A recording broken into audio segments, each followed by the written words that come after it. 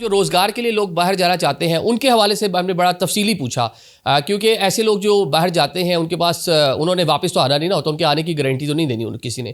وہ یہ ہے کہ ان کے ڈاکیومنٹس جو ہے وہ فیک نہ ہو، کوئی سرٹیفکیٹ فیک نہ ہو، کوئی انہوں نے ایسی چیز، کوئی ڈگری انہوں نے اس طرح کی فیک نہ لگا رکھی ہو. تو یہ فوکس تھا ٹوٹل ایف آئی اے کا. اتنے کیسز آئے ہیں پچھلے کچھ ٹائم میں.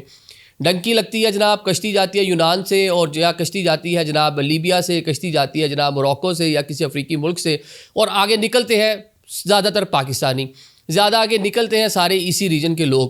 تو ان ممالک سے بھی شکایات تھیں. ایف آئی اے نے کہا کہ سارا یہ ملبہ ہم اپنے کندھوں پر کیوں لیں. صرف میں آپ کو چند ایئرپورٹس کا بتاؤں کہ وہاں پہ دو بار پچھلے چند ماہ میں پورے کا پورا عملہ فارغ کیا گیا ہے ایف آئی اے کا. کیوں فارغ کیا گیا ہے؟